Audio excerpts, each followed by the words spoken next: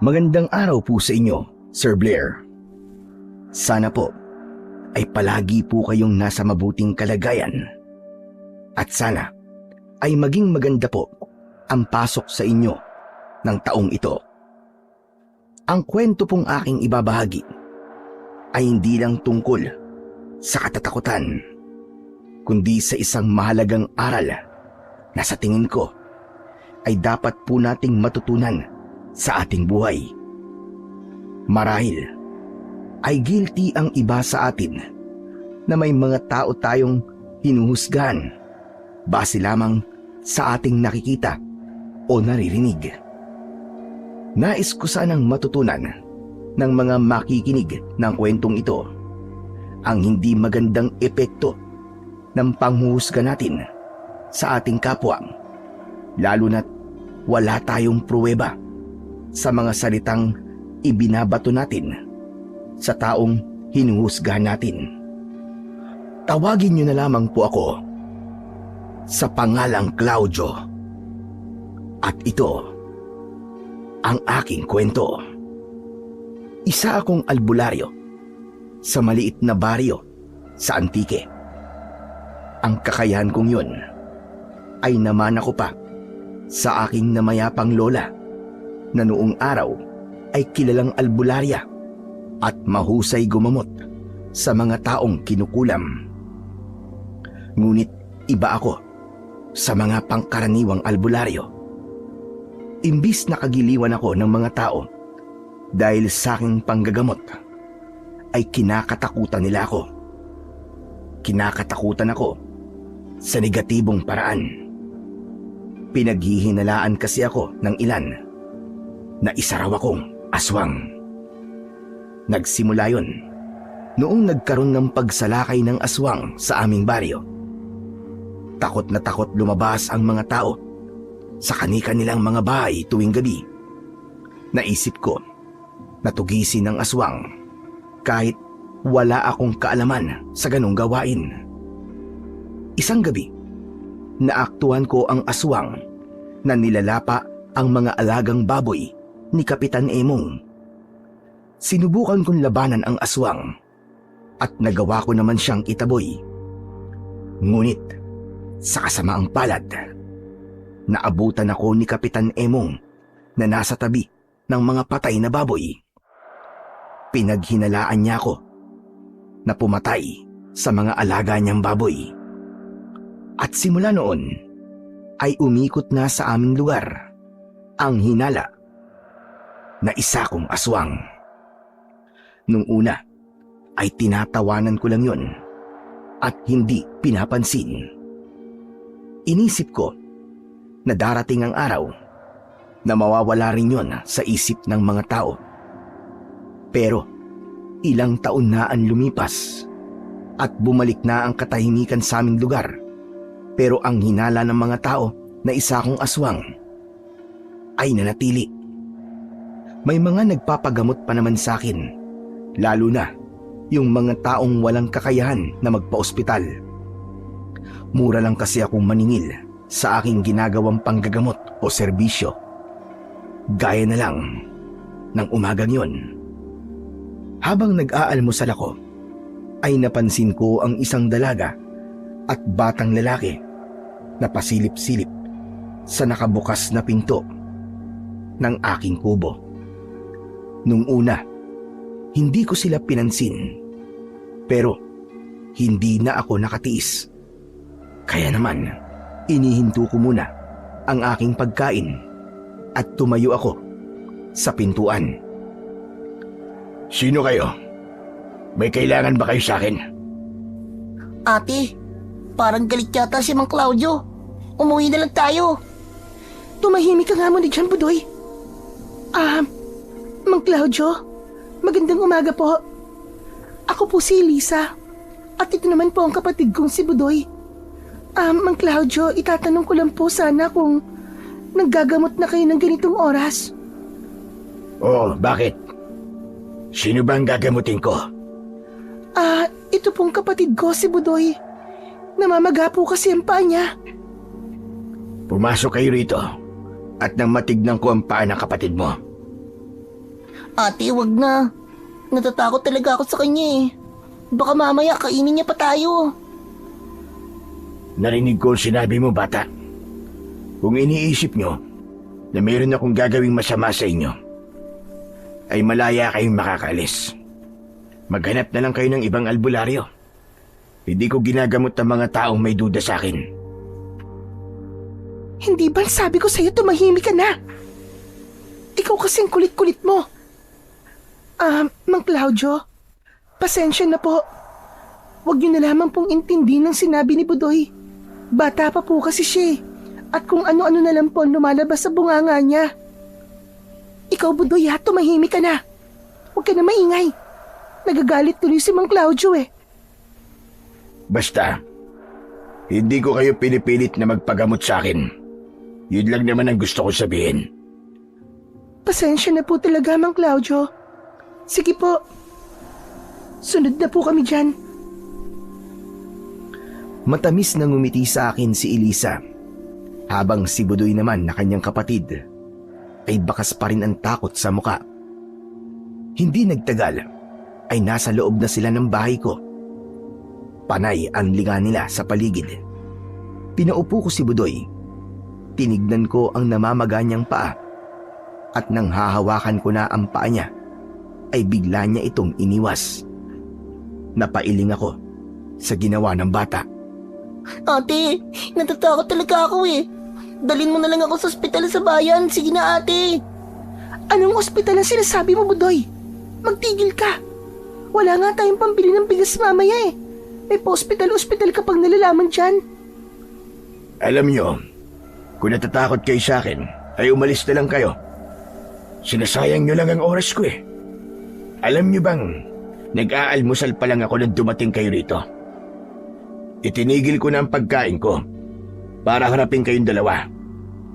Sorry po talaga. Budoy, sige na. Ipahawak mo na yung paa mo kay Mang Claudio. Bilisan mo, huwag ka na maarte. Sige na nga po. Eto na po, Mang Claudio. Hindi ko na po iiwas. Tinapunan ko ng matalim na tingin si Budoy. Nang ilipat niya sa akin ang namamaga niyang paa, ay maingat ko naman yung hinawakan. Pinulsuhan ko na rin ang kamay niya. At maya-maya pa, napailing ako. Bakit po, Mang Claudio? Alam niyo na po ba ang dahilan kung bakit po nagkakaganyan po ang paa ni Budoy? May nakita akong punso. Meron bang punso na malapit sa bahay niyo? Punso? Opo, meron po. Sa likod po ng bahay namin.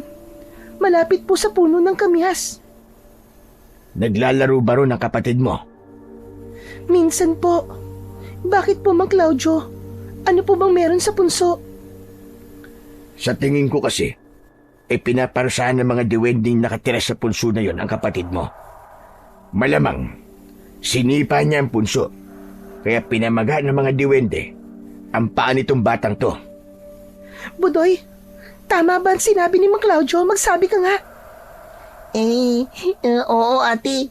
Nung isang araw kasi pinagsisisipa ko yung punso eh. Bakit mo naman ginawa yun, Budoy? Pambihira ka naman, bata ka. Paano ate? Wala kasi akong magawa eh. Saka akala ko, bahay yun ng mga langgam, kaya sinira ko. Hindi ba ang sabi ko sa'yo? Kung wala kang magawa at naiinip ka, ay magbasa-basa ka ng aklat. Yan, tignan mo tuloy yung nangyari sa'yo ngayon. Hindi ka talaga marunong makinig sa akin. Ang kulit-kulit mo. Ano ba? Gagamutin ko ba ang kapatid mo o sisermonan mo na lang siya? Ay, sorry po, Mang Claudio. Oo nga po pala. Pero, Mang Claudio, kaya niyo po ba siyang gamutin? Susubukan ko. Kailangan ko siyang tawasin muna. Ano po? Bakit niyo po siya tatawasin? Wala naman pong putok sa kilikili si Budoy.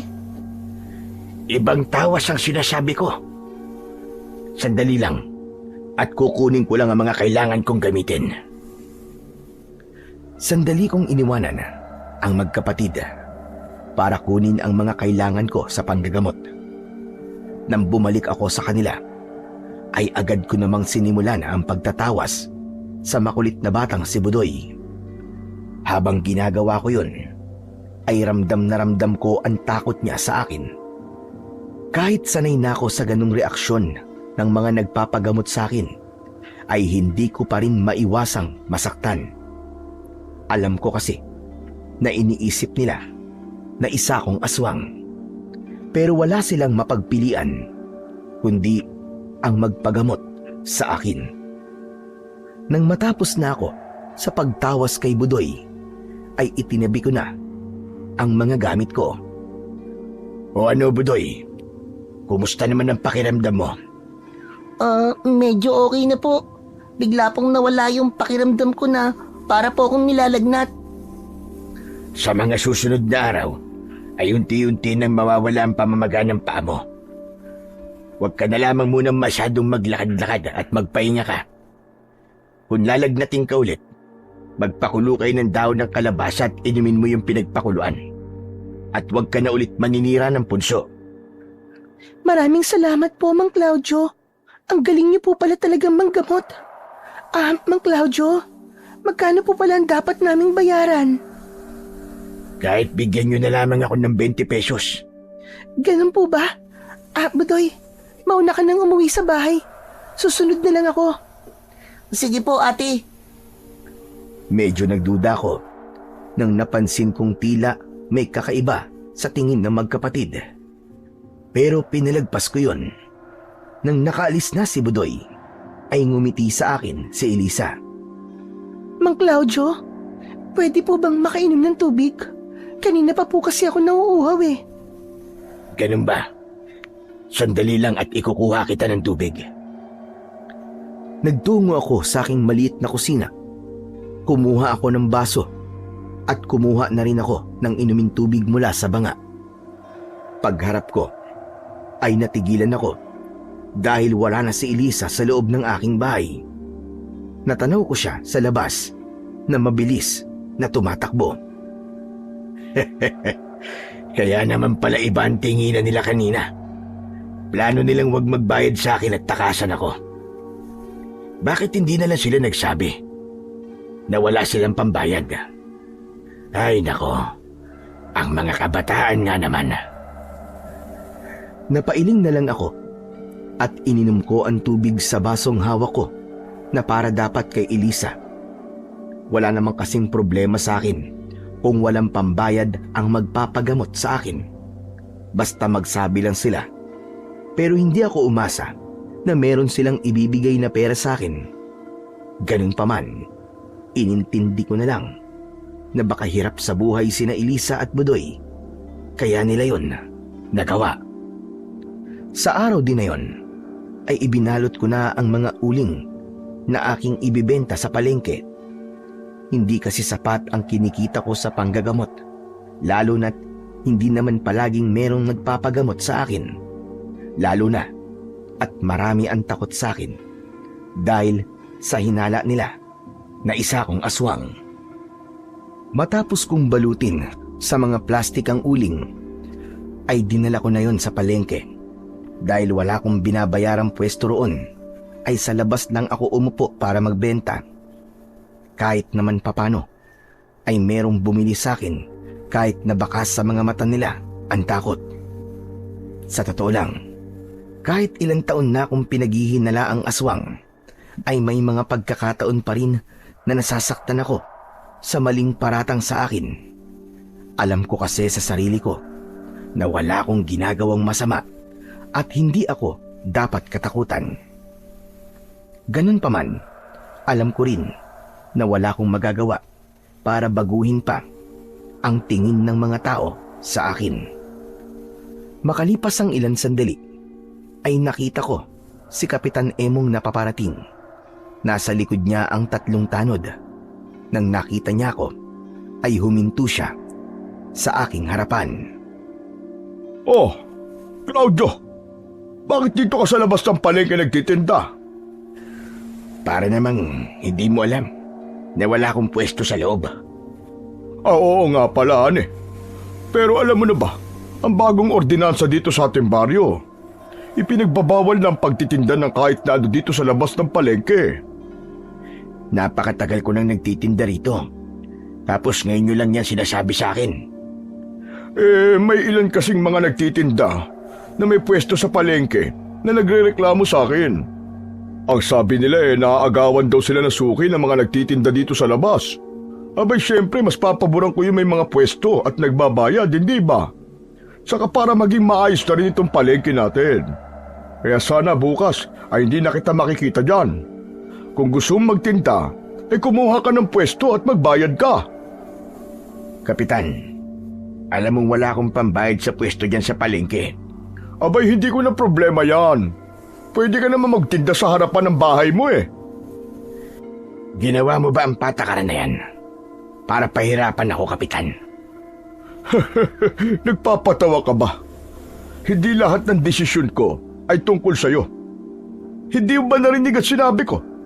May mga nagre-reklamo. Kaya kailangan kong umaksyon. Saka, ano naman ang mapapala ko kung papahirapan kita? Sige nga, sabihin mo nga. Dahil iniisip mo na isa akong aswang.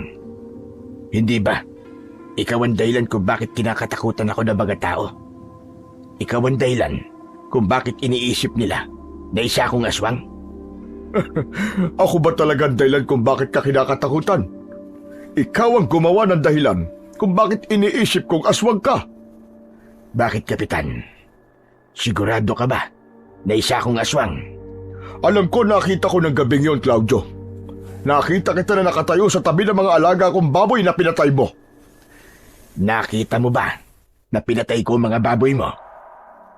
Hindi ko nakita na pinatay mo sila. Pero alam kong ikaw ang may kagagawan nun. Sa kasimula ng paghinalaan ka ng mga tao, tumigil na rin ang pagpatay ng aswang. Bakit? Natakot ka na bang umatake kasi pinaghinalaan ka na namin? Hindi ko alam kung bakit hindi na umaatake ang aswang matapos ang gabing yun. Pero alam ko sa sarili ko, Kapitan, na hindi ako isang aswang. Ang totoo pa nga niyan, gabi-gabi akong lumalabas noon para tugisin ang aswang na sinasabi mo. Sa tingin mo ba maniniwala ako sa sinasabi mo na yan? Ano bang gusto mong isipin namin? Na hindi ka aswang at isa kang bayani, ganun ba? Hindi. Total magkausap na tayo ngayon. Ang gusto kong gawin mo ay bawiin mo lahat ng kasinungalingang ipinagkalat mo tungkol sa akin. Sabihin mo sa lahat na hindi ako isang aswang. Nasa tamang pag-iisip pa ako. Kaya walang dahilan para gawin ko yung sinasabi mo. At saka, bakit naman kita susundin, Aber? Kapag ginawa ko yan, ako mapapahiya sa mga tao. Sasabihin nila na wala akong isang salita. Basta, gawin mo na lang ang sinabi ko sa'yo. Bukas hindi ka na pwedeng magtinda rito. Nagkakaintindihan ba tayo? Tinignan ko lang ng matalim si Kapitan Emong at hindi ako nagsalita. Nakakaloko siyang ngumisi at saka siya naglakad papasok sa palengke kasama ang mga alipores niyang tanod. Mariin kong naikuyom ang aking mga kamay. Kahit nung hindi pa iniisip ng mga tao na isa akong aswang, ay mainit na talaga ang dugo ni Kapitan Emong sa akin. Noon kasi, ay maraming tao ang naghihimok sa akin na tumakbo bilang kapitan. Yun ay dahil marami ang humahanga sa akin bilang isang mahusay na albularyo sa aming baryo. Tatakbo nga sana ako noon, pero nangyari na yung nakita ako ni Kapitan Emong sa tabi ng mga alaga niyang baboy na pinatay ng aswang. Malakas ang kutob ko na pinakalat ni Kapitan Emong na isa akong aswang upang katakutan ako ng mga tao, kasi nang dahil doon ay hindi na ako tumuloy sa pagkandidato bilang kapitan. Nang maubos na ang paninda kong uling, ay nagsimula na akong maglakad pauwi sa bahay. Malungkot ako dahil yun na ang huling araw na makakapagtinda ko sa labas ng palengke. Mas maganda kasi kung doon ako nagtitinda dahil marami ng tao. Kapag kasi sa harapan ng bahay ko ako magtitinda, ay malabong maubos ang mga uling ko. Pero wala na akong magagawa dahil kailangan kong sumunod sa bagong patakaran sa aming baryo. Sigurado ako na kapag hindi ko yun sinunod, ay may panibago na namang masamang bagay na ipapakalat si Kapitan Emong tungkol sa akin. Malapit na ako sa bahay ko nang napahinto ako sa paglalakad. Paano ay nakita ko si Elisa na galing sa aking bahay. Nasa mismong bakuran ko pa siya at nagmamadali siyang naglalakad. Patakbo kong lumapit sa kanya at nagulat siya nang sumulpot ako sa kanyang harapan. Ay! Diyos ko! Nakakagulat ka naman, Mang Claudio. Aatakihin ako sa puso ng dahil po sa inyo. Anong ginagawa mo rito, ha? At bakit nakabukas ang bintana ng bahay ko? Pinagnakawan mo ba ako? Hindi na nga kayo nagbayad kanina, tapos magnanakaw ka pa. Naku, hindi po. Nagkakamali po kayo, Mang Claudio. Hindi ko po kayo ninakawan. Kung hindi, anong ginagawa mo rito? At talagang itinaon mo pa na wala ako, ha? Dadaling ko lang po yung kalabasa. Wala po kasi kayo kaya binuksan ko na lang po yung bintana niyo para doon po ipasok yung kalabasa. Ayoko po kasing iwan dito sa labas kasi baka mamaya po may kumuhang ibang tao eh. Pasensya na po kayo kung tinakasan po namin kayo kanina ni Budoy. Nahiya lang po talaga kaming magsabi na wala po kaming pambayad. Kaya nang may naani po kaming mga kalabasa sa tanim namin, ay naisipan ko pong bigyan po kayo para yun na po ang bayad namin sa inyo. Sana po ay ayos lang po sa inyong kalabasa. Nagsasabi ka ba ng totoo? O nagsisinungaling ka lang para hindi ko isipin na kaya ka nandito ngayon ay may ginawa kang hindi maganda? Kahit pumasok pa po kayo ngayon sa bahay nyo, nandun po yung 2 kalabasa na ibinigay ko po sa inyo. O sige, naniniwala na ako sa mga sinasabi mo. Pero sa susunod, Iya, kung wala kayong pambayad kapag nagpapagamot kayo sa akin, ay magsabi lang kayo. Wala namang problema sa akin kung hindi kayo magbabayad. Dahil ang prioridad ko ay ang makatulong sa mga taong walang panggastos sa ospital. Hindi yung papaasahin niyo ako na magbabayad kayo. Tapos hindi naman pala. Pasensya na po talaga kayo, Mang Claudio. Nangangako po ako na hindi na po namin uulitin yun ni Budoy. Dapat lang na huwag niyo nang ulitin ng ganun. Hindi lang sa akin, kundi pati na rin sa ibang tao. Panlulokong tawag doon. O sige na, makakaalis ka na. At salamat sa mga kalabasa. Maraming salamat din po, Mang Claudio. Alis na po ako. Nag-aalangang ngumiti si Elisa. At saka siya, nagmamadaling umalis.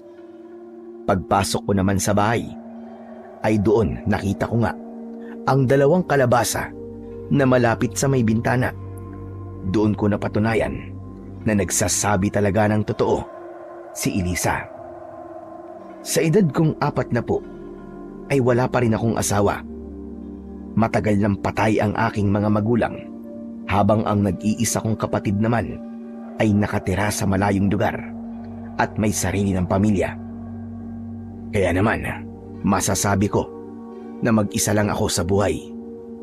Noon ay meron akong nobya, pero dahil sa maring paratang sa akin ni Kapitan Emong, ay nakipaghiwalay siya sa akin. Makalipas ang ilang buwan, ay nabalitaan ko na nagpakasal na siya sa ibang lalaki at lumipat na sa ibang lugar. May mga pagkakataon, lalo na bago ako matulog, na kini-question ko ang Diyos. Alam ko na lahat ng nangyayari sa buhay ng tao ay merong dahilan, pero hindi ko pa rin mapigilang tanungin ang Diyos kung bakit kailangan masira ang imahe ko sa mga tao. Wala akong natatandaan na may inargabyado kong tao sa amin o may ginawa akong masama para maranasan ko ang ganoong paghihirap. Ganun pa man, mas lalo kong pinatatag ang aking paniniwala na darating ang panahon na malalaman ko rin ang sagot kung bakit kailangan kong pagdaanan ang lahat ng hindi magagandang nangyayari sa buhay ko. Nang sumunod na araw, pagkagising ko, ay nagtaka ko dahil may mga taong nagkakagulo sa labas. Sumilip ako sa bintana at nakita ko ang mga taong nagkukumpulan sa harapan ng bahay na nasa tapat ng bahay ko. Maya-maya pa ay dumating si Kapitan Emong. Nagkaroon ako ng kagustuhan na malaman kung anong nangyayari. Kaya lumabas ako. Pumunta ko sa mga tao at bahagya akong napaatras nang tumingin silang lahat sa akin. May ibang tila na takot pa at lumayo. Habang ang iba naman ay parabang inuusig ako gamit ang kanilang mga mata. Nang nahawi ang mga tao, ay doon ko nakita ang bangkay ng isang matandang lalaki. Halos masuka ko sa itsura nito. Wakwak ang tiyan niya at nakalabas ang halos lahat ng kanyang lamang loob. Aswang lamang ang makakagawa ng ganitong karumal-dumal na pagpatay. Malinaw na meron na namang aswang dito sa ating lugar. Matapos yung sabihin ni Kapitan Emong, ay bigla siyang tumingin ng diretso sa akin. Matalim yun. Kahit hindi siya nagsasalita, ay ramdam ko na ako ang pinaghihinalaan niyang pumatay sa matandang lalaki. Maging ang mga taong naroroon ay alam kong ganun din ang iniisip. Kaya naman, umalis na lang ako at bumalik sa bahay ko. Habang inaayos ko ang mga paninda kong uling sa harapan ng aking bahay, ay hindi pa rin nawala sa isip ko ang kalunos-lunos na pagpatay sa matandang lalaki. Naniniwala ako sa sinabi ni Kapitan Emong na aswang ang may kagagawa nun. Nabahala ako dahil alam ko na ako ang pinagbibintangan ng mga tao kahit wala naman akong ginagawang masama. Naging matumal ang benta ko sa uling. Iilan lamang ang bumili sa akin. Alam ko na mas naging mahina ang benta ko dahil iniisip nga ng mga tao na ako ang pumatay doon sa matandang lalaki. Nang papalubog na ang araw, ay nagdesisyon na akong magligpit na. Habang nagliligpit ako, ay dumating si Budoy na may dalang isang plastik ng ampalaya. Magandang hapon po, Mang Claudio. May dala po pala ako sa inyong ampalaya. O Budoy, ikaw pala yan. Para saan yan? Ang sabi po kasi ni ate, ibigay ko daw po sa inyo. Bayad pa rin ba yan sa panggagamot sa'yo? Alam mo Budoy, tama na. Okay na ako ron sa 2 kalabasang binigay ng ate mo. Tanggapin niyo na lang po to, Mang Claudio. Alam niyo po kasi, may taniman po kami ng gulay ni Ate Elise. Tapos binibenta po namin yon. Sobra lang po ito sa naani namin. Kaysa mabulok po, mas mabuti po na ibigay na lang po namin sa inyo. Ay oo nga pala. Salamat po. Kasi po, hindi na po namamagaan pa ako. Tignan niyo po oh, nakakapaglakad na po ako na maayos at nakakatakbo na rin. Mabuti naman kung ganon. Basta sa susunod, ay huwag ka nang sisipa ng punso ha. Baka sa susunod ay kung ano na mamaga sa'yo, sige ka. O siya sige, akin na yung ampalaya at tamang-tama dahil wala pa akong ulam. Hahaluan ko na lang ng itlog yan. Nako't napakasarap nun. Kinuha ko ang ampalaya kay Budoy. Akala ko ay aalis na siya. Pero nanatili siya sa kanyang kinatatayuan. Bakit hindi ka pa umaalis, Budoy? May kailangan ka pa ba? Alam mo, Iyo, hindi ka dapat nagpapaabot ng dilim sa labas. Hindi mo ba alam na pinatay ng aswang yung matandang lalaki na nakatira dyan sa bahay na nasa tapat? Alam ko na po yun. Meron lang po sana akong itatanong po sa inyo eh. Ano ba yung Budoy? Bilisan mo at marami pa akong gagawin. Totoo po ba? Na kayo po yung aswang na pumatay dun sa matandang lalaki? Ano bang klaseng tanong yan? Malamang hindi. At bakit ko naman gagawin yun? Sige nga. Unang-una, hindi ako aswang. Huwag ka nagpapaniwala sa mga naririnig mong kwento tungkol sa akin. Walang katotohanan yun. Iyon po kasi ang sabi ng mga babaeng nag-uusap dun sa tindahan na nadaanan ko po. Umaatake na naman daw po kayo at natatakot daw po sila sa inyo. Wala akong pakialam kung matakot sila sa akin. Basta, alam ko at ng Diyos na wala akong pinapatay na tao dito dahil hindi ako ang aswang. Sige na, Budoy. Umuwi ka na. Sige po, Mang Claudio. Uwi na po ako. Patakbong lumayo si Budoy sa akin. Ipinagpatuloy ko na ang pagligpit ng aking mga panindang uling. Hindi pa rin nawala ang pagkabahala ko dahil naging mas maingay ang usap-usapan na isa kong aswang. Gusto ko sanang ipagtanggol ang aking sarili. Pero natatakot ako na baka kapag ginawa ko yun, ay isipin ng mga tao na nagsisinungaling ako. Gusto ko ring patunayan sa lahat na mali sila ng iniisip tungkol sa akin. Pero wala akong maisip na paraan kung paano ko yun gagawin. Pagsapit ng gabi, habang nakahiga ako sa aking papag, ay hindi ako makatulog. Hindi ako mapakali dahil may hinala ako na aatake muli ang aswang. At kapag may pinatay na naman siya, paniguradong sa akin na naman yun ibibintang ng mga tao. Hanggang sa nagdesisyon akong bumangon. Inuha ko ang aking itak at gasera. Lumabas ako ng bahay dahil plano kong tugisin ang aswang. Alam kong noon ay sinubukan kong tugisin ang aswang at hindi naging maganda ang kinalabasan. Pero sa pagkakataong yun ay sinabi ko sa sarili ko na kapag nagawa kong patayin ang aswang ay mawawala na ang paghihinala ng mga tao sa akin. Habang naglalakad ako, ay kapansin-pansin ang katahimikan sa paligid. Walang kahit isang tao na nasa labas at alam kong epekto yun ng takot ng mga tao sa aswang. Naisip kong magtungo sa masukal na bahagi ng aming baryo. Papasok na sana ako ron nang may narinig akong yabag ng paa sa aking likuran. Lumingon ako at nasilaw ako nang sumalubong sa mukha ko ang ilaw mula sa isang flashlight. Hanggang sa nakita ko si Kapitan Emong na papalapit sa akin. Anong ginagawa mo rito ng ganitong oras?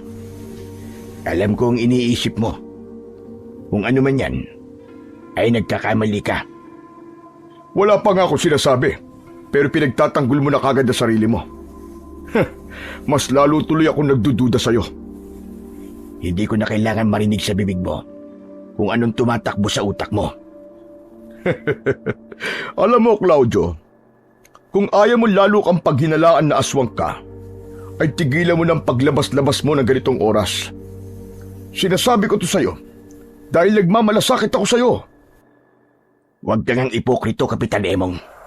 Talaga? Nagmamalasakit ka sa akin? Matapos mong ipagkalat na ako ang aswang, kahit wala ka namang matibay na ebidensya, ay sasabihin mo sa akin ngayon na nagmamalasakit ka sa akin? Huwag mo ko niloloko, Kapitan. Ano ba talaga ginagawa mo rito sa labas, ha? Gusto kong patayin yung aswang. Gusto kong patunayan sa mga tao rito na hindi ako ang pumatay dun sa matandang lalaki. Nagpapatawa ka ba? Ano bang alam ng isang albularyo na katulad mo sa pagpatay sa aswang?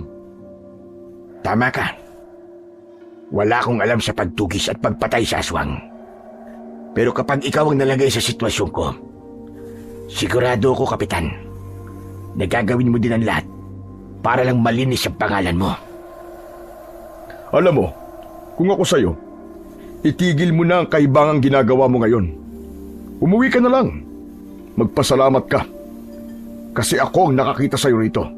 Dahil kung ibang nakakita sa'yo ngayon, ay mas lalong titindi ang hinala nila na ikaw nga talaga ang aswang. Kasalanan mo kung bakit ako pinaghihinala ang aswang ng mga tao. Dahil kahinahilala ka naman talaga eh. At baka tama pa nga ako. Baka nga aswang ka talaga. Sana nga ay aswang na lang ako. Para lapain na lang kita dyan sa kinatatayuan mo. Sandali lang. Pinagbabantaan mo ba ako? Tatandaan ko yung sinabi mo, Claudio. Ipapaalam ko sa mga tanod na kung sakaling may masamang mangyari sa akin, ay ikaw ang may kagagawan. Ngumisi si Kapitan Emong bago siya tumalikod at naglakad palayo. Labis ko namang pinagsisihan ang sinabi ko na yon. Nang dahil kasi ron, ay paniguradong mas titindi na naman ang hinala ng mga tao na isa kong aswang. Pero wala na akong magagawa. Nasabi ko na ang hindi ko dapat sabihin. Naisip ko na mas kailangan kong pagtuunan ng pansin ang pagpatay sa aswang dahil yun lamang ang tanging paraan upang malinis ko ang aking pangalan.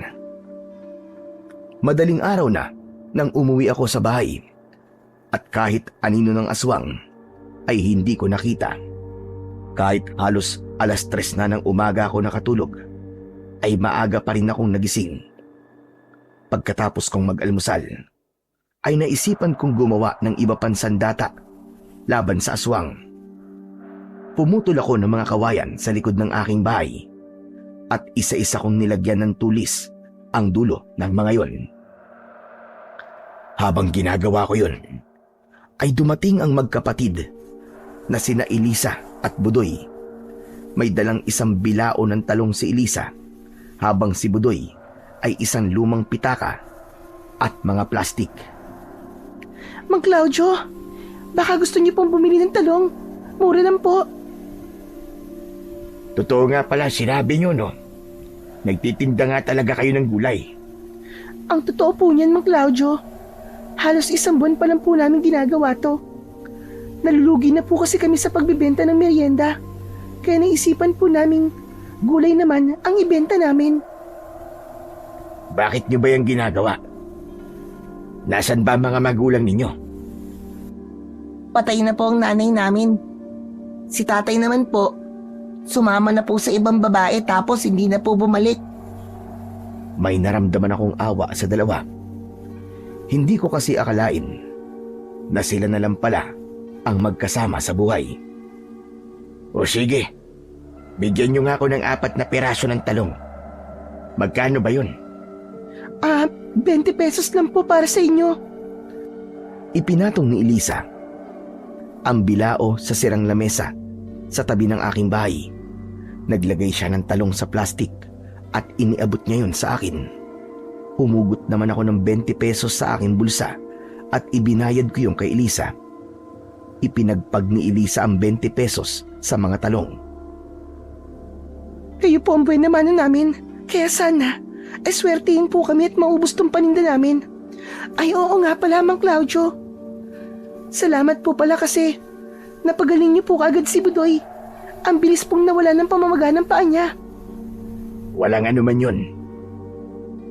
Ano po palang gagawin niyo dyan sa mga kawayan, Mang Claudio? Gagawa po ba kayo ng bakod? Bakit niyo po nilalagyan ng patulis yung mga yan? Ito ba? Para to sa aswang. Gagamitin ko siyang data. Ibig po sabihin, ay lalabanan niyo po yung aswang? Ganun na nga, Budoy. Yung kasi ang naisip kong paraan para mapatunayan ko sa lahat ng tao dito na hindi ako ang aswang. Napansin ko ang makahulugang tinginan ni na Elisa at Budoy na para bang meron silang gustong sabihin pero hindi nila masabi. Bakit ganyan kayo magtinginan na dalawa? Anong meron? Bakit? Naniniwala ba kayo na isa akong aswang? Ay hindi po. Pero tong si Budoy, naniniwala po siya noon. Pero nung ginamot niyo po siya, hindi na po siya naniniwala. Kaya nga po, sa tingin ko po, wala pong aswang nakasimbait po ninyo, Mang Claudio. Yun nga lang po.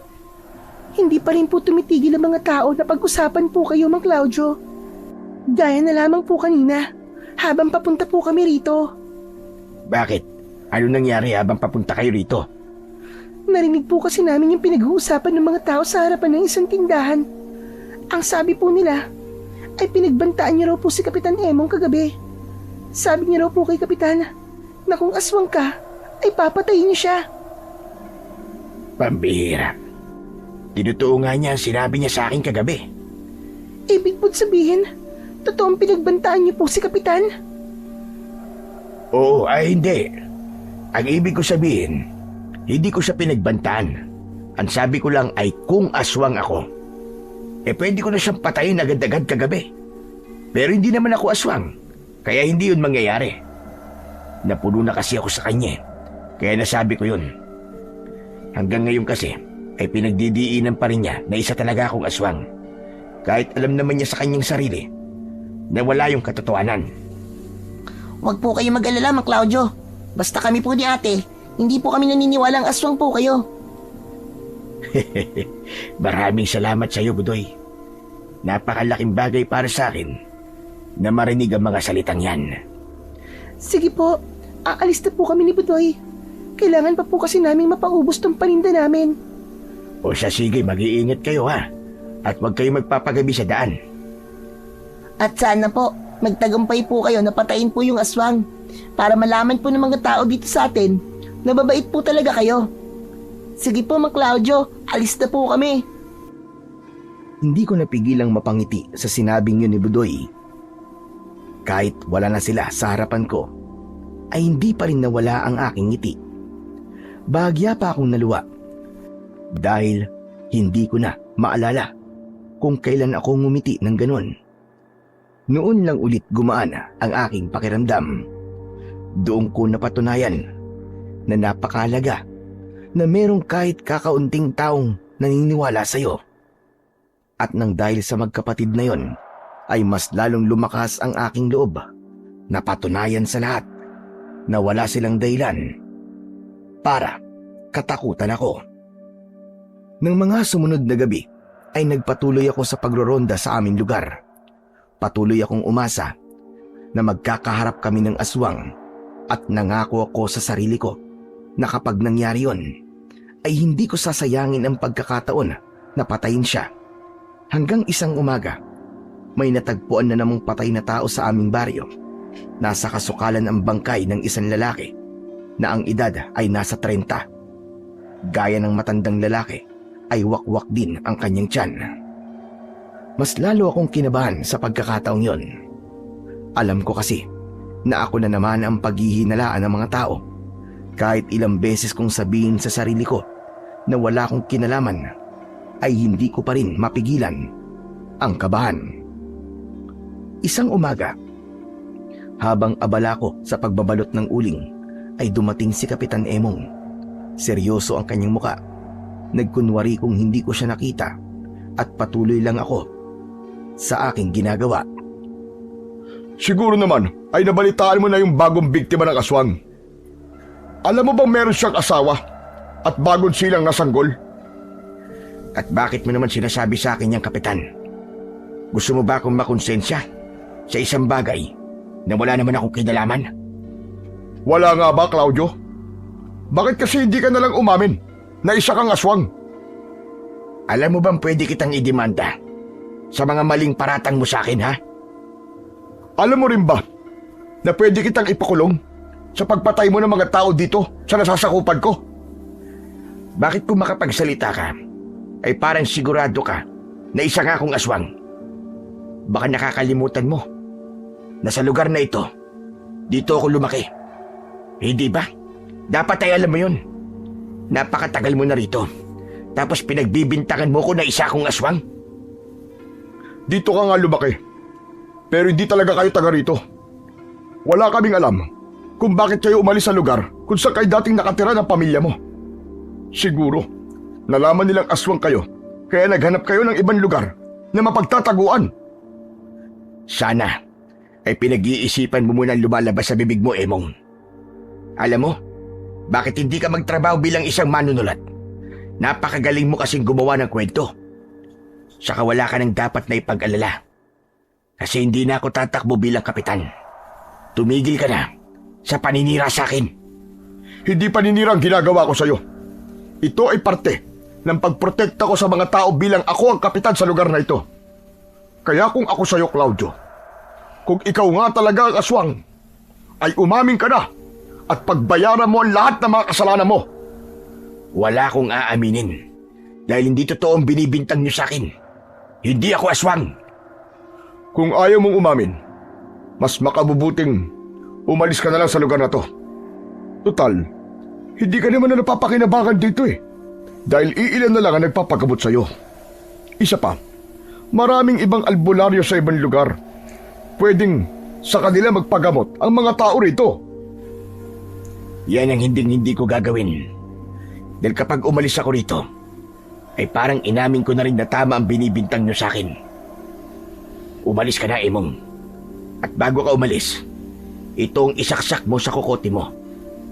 Mapapatunayan ko rin sa lahat na hindi ako ang aswang. At kapag nangyari yun, gusto kong humingi ka ng tawad sa akin.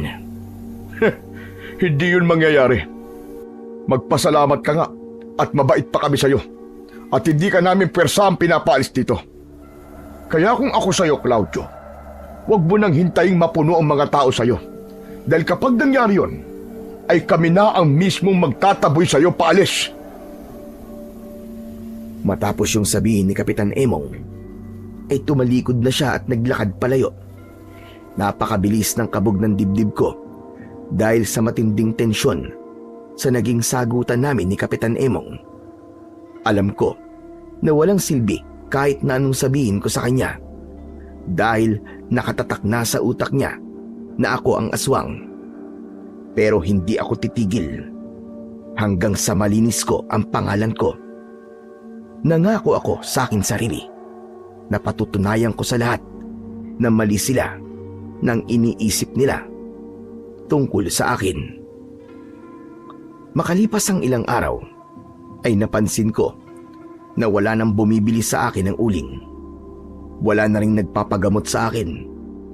Alam ko na epekto yun ng pagpapakalat ni Kapitan Emong na pinagbantaan ko ang buhay niya. Sigurado ko na dahil doon ay mas lalong natakot ang mga tao sa akin. Para maibenta ko naman ang aking mga uling, ay kinailangan ko pang ilako ang mga yon sa ibang lugar kung saan walang nakakakilala sa akin. Nakakapagod yun dahil kailangan kong maglakad na malayo at tiisin ang matinding sikat ng araw. Pero wala akong magagawa. Kailangan kong gawin yon dahil kung hindi ay wala akong perang kikitain at magugutom ako. Isang umaga, maaga ako nagising. Agad akong kumain ng almusal at pagkatapos ay umalis na ako ng bahay para magbenta ng uling. Nang napadaan ako sa plaza, ay nagtaka ako dahil napakaraming tao ang naroon. Nakita ko si Kapitan Emong sa unahan. Hindi nagtagal ay lumapit sa akin sina Elisa at Budoy. Saan po ang punta niyo, Mang Claudio? Sa kabilang baryo. Magbebenta ako ng uling. Ha? Bakit doon po kayo magbibenta? Wala na kasing bumibili sa akin dito sa atin eh. Ano palang meron? Bakit ang daming tao rito sa plaza? Hindi po ba nakarating sa inyo, Mang Claudio? Kahapon po, may mga tanod po na nagbabahay-bahay. Sinabi po nila na kailangan magpunta lahat dito kasi merong importanteng sasabihin si Kapitan Emong. Hindi na nakapagtataka kung bakit di nila ako sinabihan. Malamang, inutos ni Emong na wag akong sabihan na mayroong pagpupulo ngayon. Tungkol daw saan ang sasabihin niya.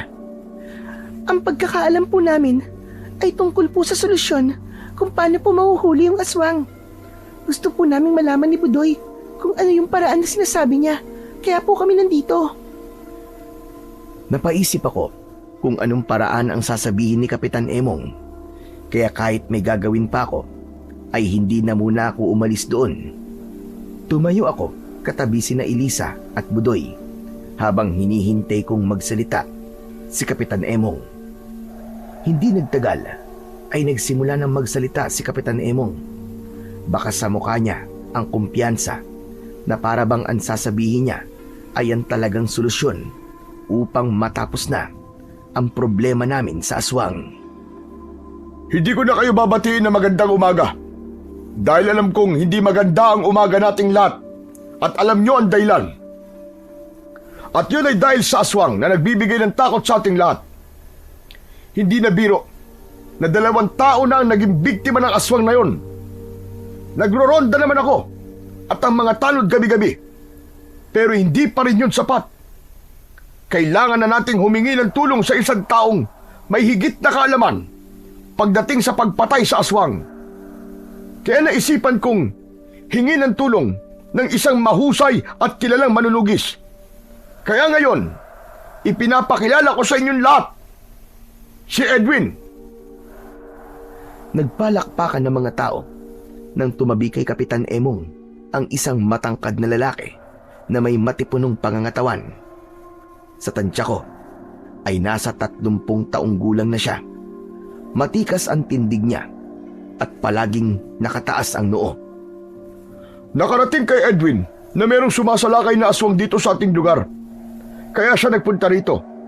Siya ang tutugis at papatay sa aswang na kinatatakutan nating lahat. Ngunit gusto kong ipaalala sa inyo na hindi libre ang kanyang serbisyo. Kailangan nating mag-ambagan para meron tayong pambayad kay Edwin.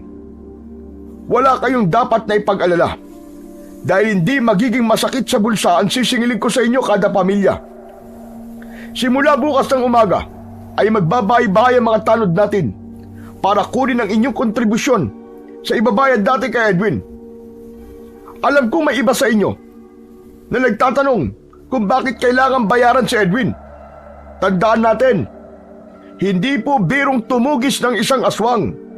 Buhay ni Edwin ang nakasalalay dito, kaya dapat lang na makatanggap siya ng kapalit o bayad. Huwag kayong mag-alala dahil sisiguraduhin ko na may magandang mapupunta ng perang ibabayad niyo sa akin. Bigyan niyo lang ako ng sapat na panahon at mapapatay ko rin ang aswang na sumasalakay dito sa inyong lugar. Muling nagpalakpakan ang mga tao habang ako ay hati ang nararamdaman ng sandaling yon. Alam kong hindi biro ang makipaglaban sa mga aswang, pero hindi ko maintindihan kung bakit mabigat ang pakiramdam ko kay Edwin. Wala akong tiwala sa hilatsya ng kanyang pagmumuka. Maya-maya pa ay nagsimula ng umalis ang mga tao. Ate, mabuti na lang at may manunugis na tutulong sa atin. Kaya nga, Budoy. Pero kailangan naman nating magbayad. Kahit 20 o 10 piso kada pamilya ang sisingilin nila sa atin, masakit pa rin yun sa bulsa sa mga kagaya nating isang kahig at isang tuka. Sa bagay, isang tali na rin ng sitaw yung 10 piso. Ikaw, Mang Claudio, ano po masasabi niyo sa mga sinabi ni Kapitan Emong? Siguro nga ay mabuting humingi na siya ng tulong sa isang taong may totoong kaalaman sa pagtugis at pakikipaglaban sa aswang. Kaysa umasa tayo sa mga tanod na hindi naman sinanay sa ganong gawain. Baka sila pa ang mapatay ng aswang, imbis na ang aswang ang dapat na mamatay. Napahinto ako sa pagsasalita nang makita ko si Kapitan Emong na papalapit sa akin. Kasama niya ang manunugis na si Edwin. Naisipan kong umalis na dahil ayokong masira ang araw ko dahil sa sasabihin ni Kapitan Emong. Pero binilisan niya ang paglapit kaya hindi muna ako nakaalis. Oh, nandito ka pala, Claudio. Mabuti naman at narinig mo mga sinabi ko kanina. Oo nga pala, ito si Edwin, isang mahusay na manunugis ng aswang. Edwin, siya naman si Claudio. Siya ang albularyo dito sa amin. Hindi mo na siya kailangan pang ipakilala sa akin dahil ipinakilala mo na siya sa lahat kanina. Ano ka ba? Gusto ko lang na makilala mo siya ng personal. Anong masasabi mo sa solusyon na naisip ko? Hindi ba't napakaganda? Tatanungin mo ko, tapos ikaw rin naman pala ang sasagot sa tanong mo. Kung sa tingin mo ay maganda ang ideya mo, edi pagpatuloy mo. Maganda yan. Bakit ba parang labas sa ilong ang lahat at sinasabi mo sa akin? Ayaw mo ba na meron ng manunugis na tutulong sa atin dito? Pwede ba, Emong? Alam ko kung bakit mo ko kinakausap ngayon. Para sa kaalaman mo, wala akong dapat katakutan kung merong manunugis na tutulong sa atin. Mas maganda nga yun eh. Para kapag napatay niya na ang aswang, ay malalaman yung lahat na hindi ako ang aswang dito sa lugar natin. Sandali. Tama ba ang pagkakaintindi ko, Kapitan, sa sinabi ni Claudio? Pinaghihinalaan niyo na isa siyang aswang? Sasagutin ko ang tanong mo sa bahay ko. Hindi maganda na pag-usapan natin si Claudio habang nandyan siya sa harapan natin. Tara na, Edwin. At nagpaluto ko na masarap na almusal sa bahay. Matalim ang mga mata na sinundan ko ng tingin ang papalayong sina Kapitan Emong at Edwin. Mariin kong naikuyom ang aking mga kamao. Kung hindi lang masama na manuntok ng kapitan, ay kanina pa sana dumugo ang nguso ni Kapitan Emong. Talaga palang ang yabang ni Kapitan Emong, no? Akala mo kung sino siyang magsalita. Dapat po, pinatulan niyo na po siya eh. Ano ka ba, Budoy? Napakabata mo pa tapos ganyan ka na akong magsalita.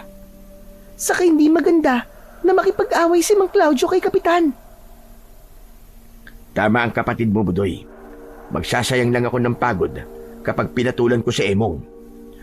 Ate, hindi ko naman sinabing makipagsuntukan si Mang Claudio kay Kapitan eh. Ang ibig ko sabihin ay dapat sinagot niya yung mga sinabi ni Kapitan sa kanya. Wala na rin kwenta kung gagawin ko yan.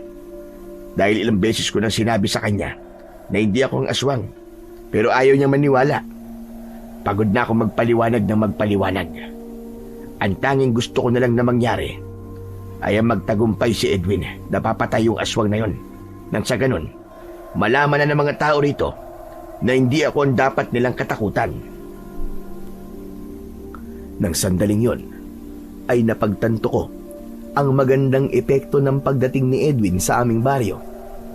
Naisip ko na baka siya na ang hinihintay ko para tuluyan ng malinis ang aking pangalan.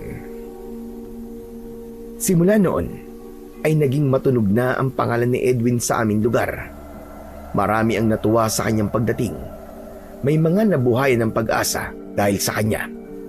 Lahat ay iniisip na si Edwin ang magbibigay ng tuldok sa takot na nararanasan naming lahat.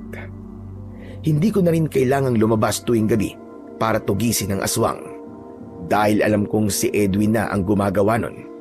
Gabi-gabi, bago ako matulog, ay isinasama ko sa aking panalangin ang tagumpay ni Edwin. Isang hapon, pag uwi ko sa aking bahay, ay nagtaka ko nang naabutan ko si Edwin na nakaupo sa labas ng aking bahay. Pagkakita niya sa akin ay ngumiti siya. Sa kabila ng maaliwalas niyang muka at magandang rason kung bakit siya nasa aming lugar, ay hindi ko maintindihan kung bakit mabigat pa rin ang loob ko sa kanya.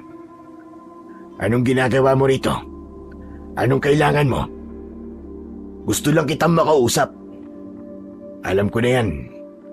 Malamang ay sinabi na sa'yo ni Emong na isa akong aswang. At sigurado ako na naniniwala ka naman sa mga sinabi niya. Tama ba ako? Sa totoo lang, hindi ako ang klase ng tao na nanguhusga kagad ng aking kapwa. Kung walang matibay na ebidensya, hindi ako maniniwala na isa kang aswang. Maraming salamat naman kung ganun. Pero ano ba ang dahilan at nandito ka? Gusto ko lang makita ang totoong pinaghihinalaan na aswang sa baryong ito. Ngayon nakita mo na ako. Ano sa tingin mo? Isa ba akong aswang? Wala akong kakayahan na malaman kung aswang ang isang tao o hindi. Kaya hindi ko masasagot ang tanong mo. Wala akong ganong kakayahan dahil wala akong ginagamit na agimat o anting-anting. Ang tanging alam ko lang ay ang makipaglaban at pumatay ng aswang.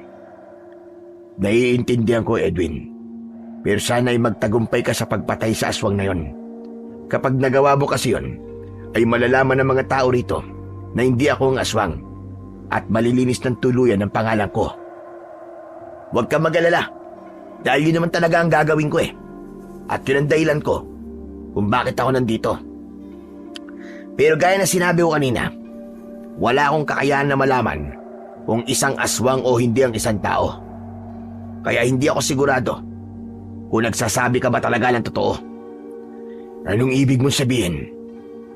Hindi pa ba malinaw sa'yo, Mang Claudio? Hindi ko alam kung isa kang kalaban o kakampi. Pinuntahan talaga kita para sabihin sa'yo na kung ikaw ang aswang, ay mag-iingat ka sa akin.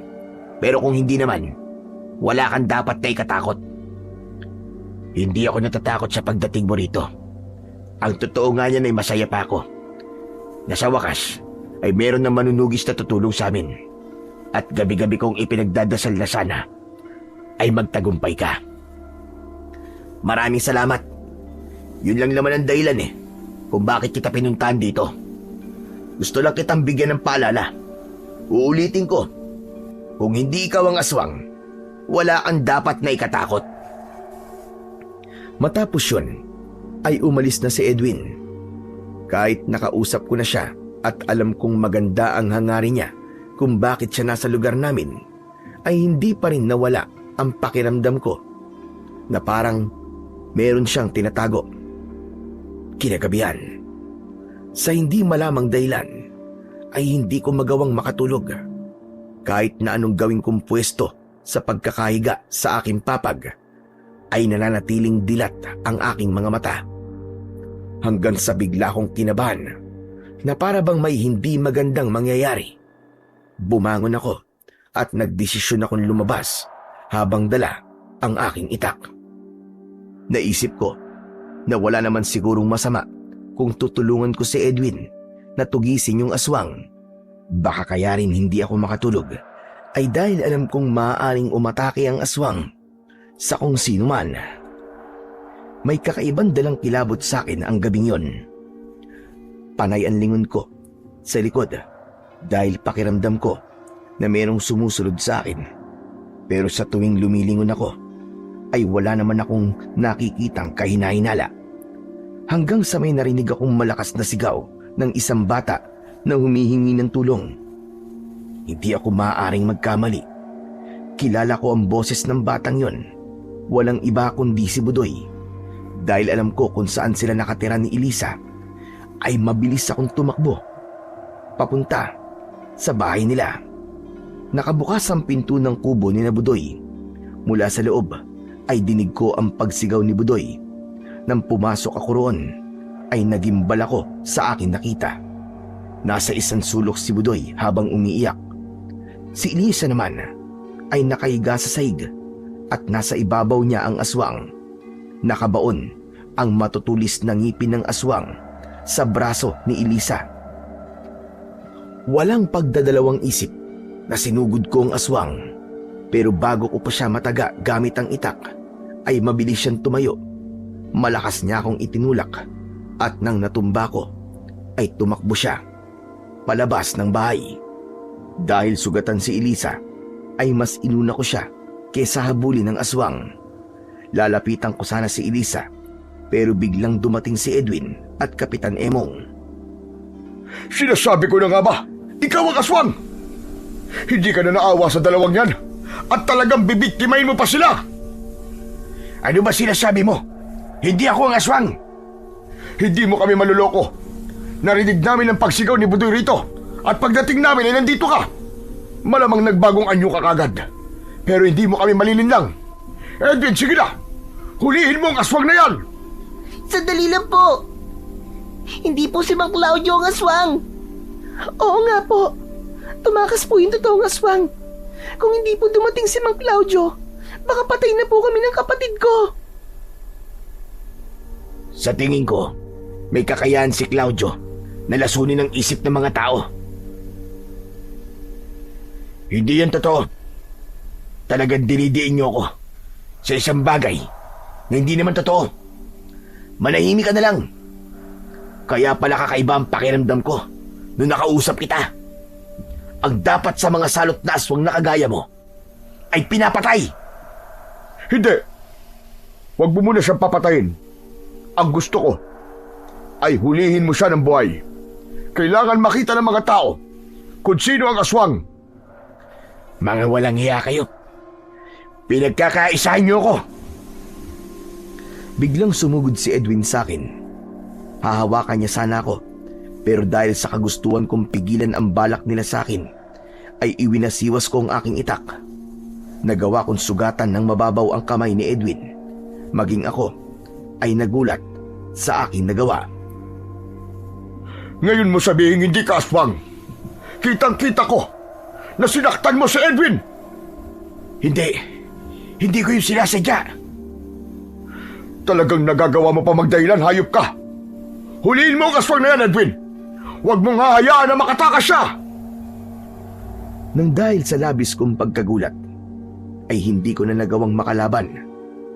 Nang malakas na inihampas ni Edwin ang puluhan ng itak sa aking ulo.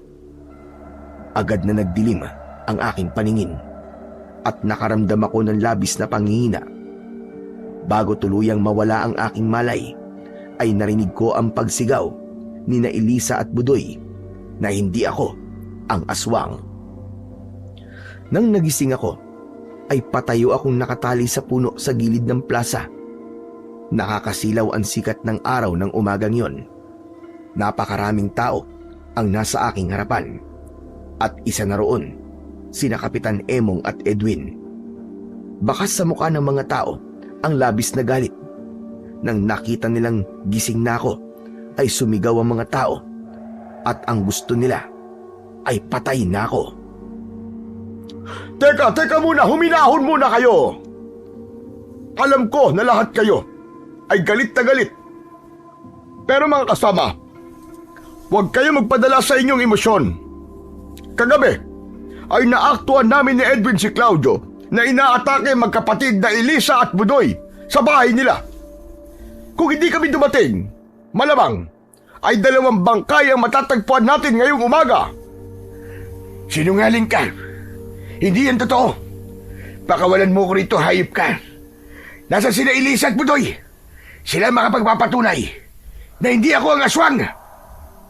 Huwag kayo maniniwala sa sinasabi ni Claudio. Desperado na siya sa pagkakataong ito. Kaya lahat ng kasinungalingan na gagawin niya para lamang iligtas ang kanyang buhay. Pero dahil meron na tayong matibay na ebidensya na siya nga ang aswang, ay hindi na natin siya dapat panghayaan na makalaya. Alam kong gusto niyo siyang patayin. Pero mga kasama, pag ginawa natin yon, ay tatapusin lang natin ang kanyang paghihirap.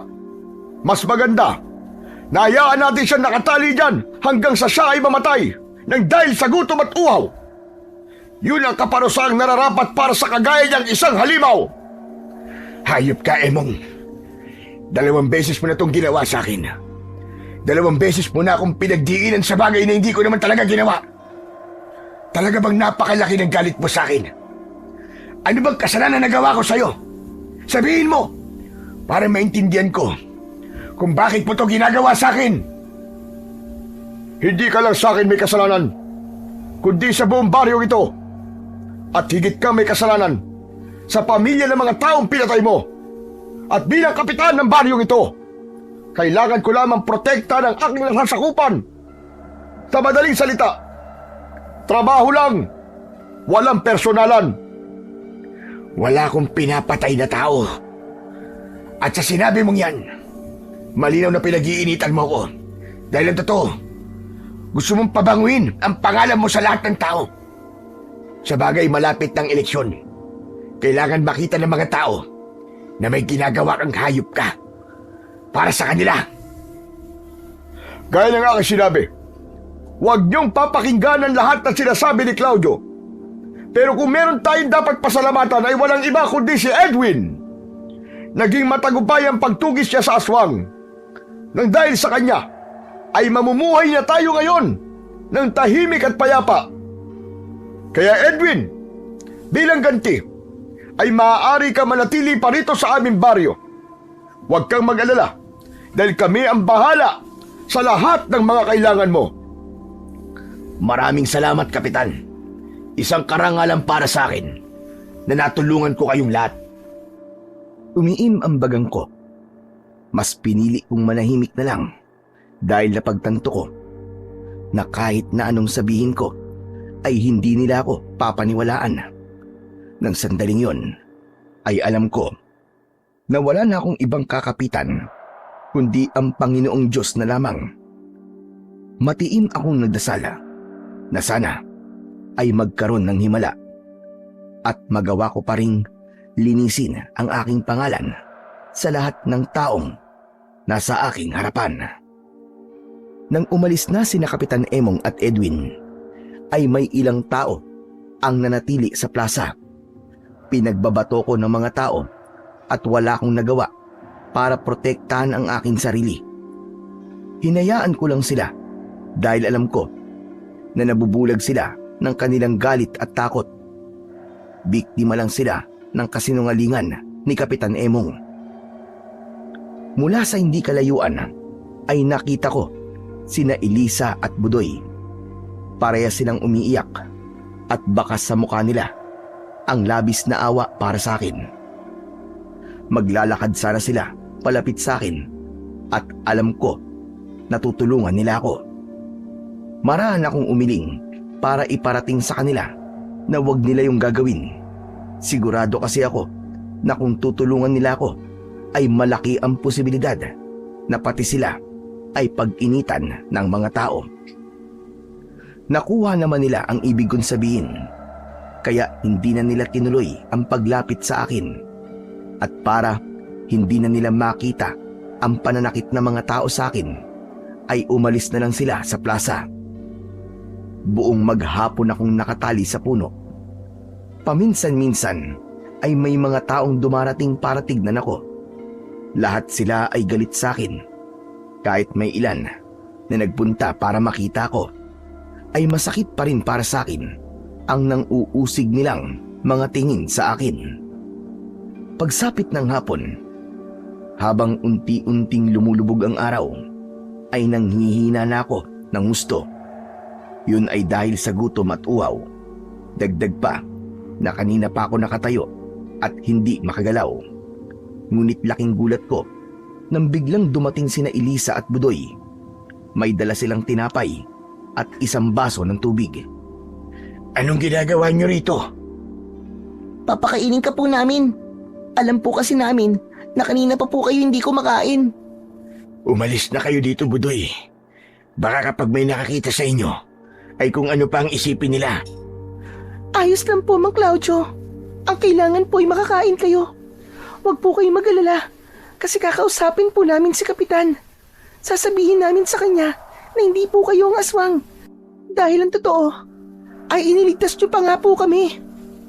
Huwag niyo nang gawin yan. Dahil baka mapahamak lamang kayo. Magsasayang lang kayo ng oras. Dahil hindi niya kayo paniniwalaan.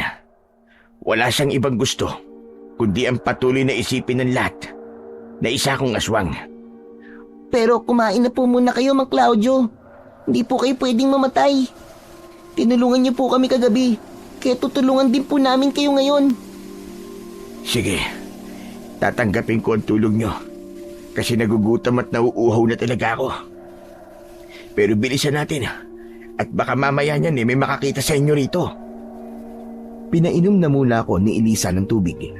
Matapos yun, ay pinakain nila ako ng tinapay. Kahit paano, alam kong meron pang pag-asa na malalampasan ko ang pinagdadaanan ko na yon. Lalo na't may 2 tao na naniniwala sa akin. Nagulat kami nang biglang dumating si Kapitan Emong. Kinuha niya ang natitirang tinapay at ang baso. Itinapon niya ang mga yon sa malayo. Anong ginagawa niyo, ha? Bakit niyo tinutulungan ang aswang na yan? Hindi po aswang si Mang Claudio. Idiligtas niya po kami. Tama po ang kapatid ko, Kapitan. Hindi po aswang si Mang Claudio. Kaya hindi niyo po dapat tinatrato siya ng ganyan. Yung totoong aswang po, hanggang ngayon, ay malaya pa rin. At maaaring sa mga susunod na gabi, ay makapangbiktima na naman siya. Mukhang totoo nga nilaso na ni Claudio ang utak niyong dalawa. Nagsasabi lang po kami ng totoo, Kapitan. At tutulungan po namin si Mang Claudio na linisin po ang pangalan niya. Sisiguraduhin namin ang kapatid ko na makakalaya siya dyan. Kami ang magsasabi sa mga tao kung ano ang totoong nangyari kagabi. Sa tingin niyo ba ay merong maniniwala sa inyong dalawa? Sino bang paniniwalaan ng mga tao? Kayo o ako? Kaya kung ayaw niyo madamay sa nangyayari ngayon, sa pesteng aswang na yan, itikom niyo ang mga bibig niyo. Manahimik kayo! Huwag mo silang gagalawin, Emong. Kapag ginawa mo yan, gagawin ko ang lahat para makawala rito. At papatayin talaga kita. Yun ay kung makakawala ka pa dyan. Diyan ka na mamamatay. Yan ang nararapat na parusa para sa'yo, Claudio. Dahil sa mga kasalanan ginawa mo sa baryong to. At kayong dalawa naman, umalis na kayo. At ayoko nang makikitang lumalapit kayo rito. Dahil sa susunod na makita ko kayo rito, itatali ko rin kayong dalawa at hahayaang mamatay. Sige na, Elysium. Umalis na kayo ng kapatid mo. Huwag kayong mag-alala. Dahil may awa ang Diyos. Hindi niya ako pababayaan. Nakita ko ang labis na awa sa mga mata ni Elisa at Budoy. Bago sila umalis, tinignan ako ni Kapitan Emong na parabang isa lang akong napakaliit na bagay. Talagang idinadamay mo pa ang Diyos, ha? Ang kapal din naman talaga ng pagmumukha mo. Dahil siyang nakakaalam ng katotohanan. At naniniwala ako na hindi niya hahayaang manaig ang kasinungalingan. Anong kasinungalingan ba ang tinutukoy mo? Yang sinasabi mo na hindi ka isang aswang? Hindi yun isang kasinungalingan. At alam kong alam mo na nagsasabi ako ng totoo. Bakit mo ba ito ginagawa sa akin, ha? Ano bang naging kasalanan ko sa'yo? Siguro nga, ay dapat ko na rin sabihin sa'yo ang totoo. Tutal, mamamatay ka rin naman eh. Sa kahit sabihin mo sa iba itong sasabihin ko sa'yo, ay walang maniniwala sa'yo. Tama ang sinabi mo, na ginagawa ko to para makita ng mga tao na meron akong ginagawang makabuluhan sa ating baryo. Alam mo na, malapit na ang eleksyon at wala akong ideya sa kung sino ang makakalaban ko. Siyempre, maaalala ng mga tao na gumawa ko ng paraan para matapos na ang problema ng lugar na to sa aswang. Kaya sigurado ko na ako ang iboboto nila. Walang hiyakan, demonyo ka. Tapos akong ididiin mo para lamang sa hangarin mong muling manalo sa susunod na eleksyon. Ganun na nga. Sa kamalay ko ba, kung aswang ka nga talaga, di ba? Maganda na rin kasing isipin ng mga tao na ligtas na sila. Eh di lumabas din ang totoo. Hindi ka sigurado na ako ang aswang. Alam mo ba, na sa ginagawa mong ito, ay mas lalo mong inilalagay sa panganib ang buhay ng mga tao. Dahil hanggang sa mga oras na to, ay malaya pa rin yung totoong aswang. Tapos magiging kampante ang mga tao dahil alam nila, ligtas na sila. Hindi na sila mag-iingat. Sabagay, sa oras na muling may maging biktima ang aswang, malalaman nila na hindi ako isang aswang. Ano bang palagay mo sa akin? Hindi nag-iisip? Meron na kagad akong solusyon kung sakaling umatake ulit yung totoong aswang. Sasabihin ko sa mga tao na dalawa pala ang aswang at may isa pang hanggang ngayon ay malaya pa rin. Madali lang naman silang mauto eh. Hindi ba? Nung sinabi ko na ikaw ang aswang, ay naniwala kagad sila sa akin. Ang galing ko, di ba? Hayop ka talaga. Ito ang tandaan mo, Emong. Babalik lahat sa'yo ng ginagawa mo kasamaan.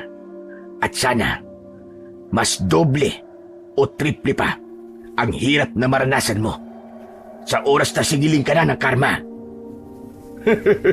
Pasensya ka na. Pero hindi ako naniniwala sa karma eh.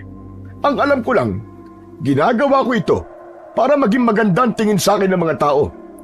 Ang malas mo lang dahil ikaw ang kailangan kong gamitin para makuha ko ang gusto ko. Isang malakas at nakakalokong halakhak ang pinakawalan ni Kapitan Emong bago siya naglakad palayo. Sinundan ko siya ng matalim na tingin. Nang sandaling yon, alam ko na napakasaya ni Kapitan Emong dahil sa palagay niya ay nagtagumpay na siya sa mga gusto niyang mangyari. Pero hindi ako papayag na mamamatay ako na kasama ko ang katotohanan. Sa kabila ng aking sitwasyon ay hindi pa rin ako nawawalan ng pag-asa na sa huli ay mangingibabaw pa rin ang katotohanan. Sa mga lumipas na araw, ay mas lalo kong naramdaman ang panghihina ng aking katawan. Pero hindi ko inalis sa puso ko ang pag-asa dahil yun na lang ang meron ako. Naniniwala ako na gagawa at gagawa ng paraan ang Panginoong Diyos upang malaman ng lahat ang buong katotohanan. Patuloy pa rin ang pagpunta ng mga tao sa akin. Merong minumura ko at may ilan na binabato ko ng kung ano-ano. Lahat ng yun ay tinanggap ko kahit alam ko sa aking sarili na wala akong kasalanan. Pagsapit ng hapon ay muling dumating sina Elisa at Budoy. May dala na naman silang tinapay at tubig para sa akin. Dahil sa gutom at uhaw ko ay tinanggap ko kagad ang mga yon. Naisip ko kasi na kailangan ko pang mabuhay at hindi ako maaaring mamatay sa ganung paraan. Kailangan nyo nang umalis kagad.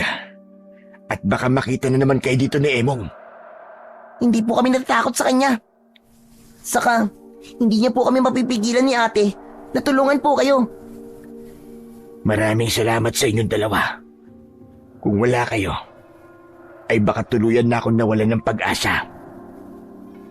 Alam niyo po ba na kahit sinasabi ni Kapitan na nahuli na nila ang totoong aswang, ay naniningil pa rin sila sa serbisyo ni Edwin?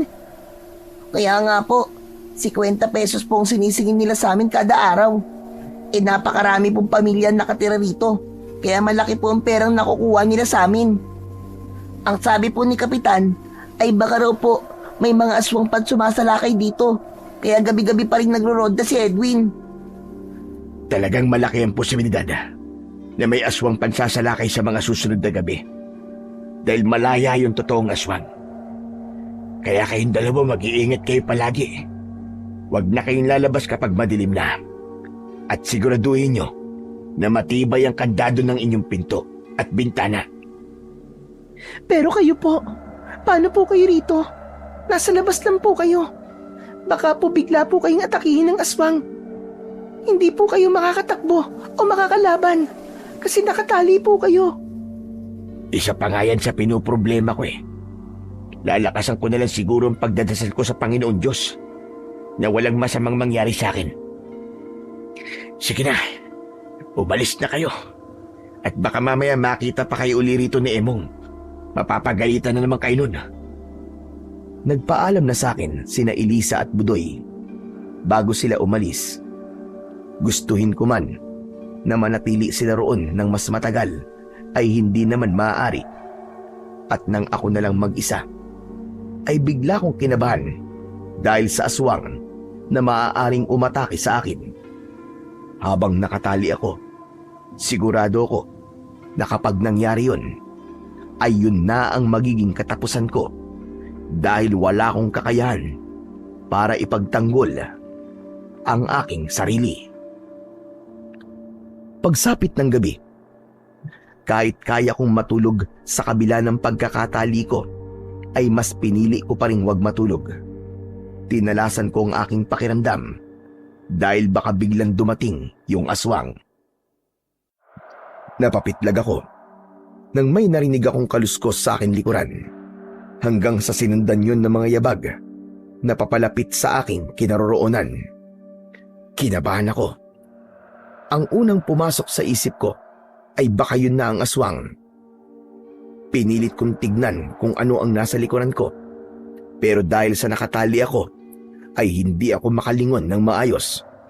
Laking gulat ko nang mula sa likuran ko ay sumulpot sina Elisa at Budoy.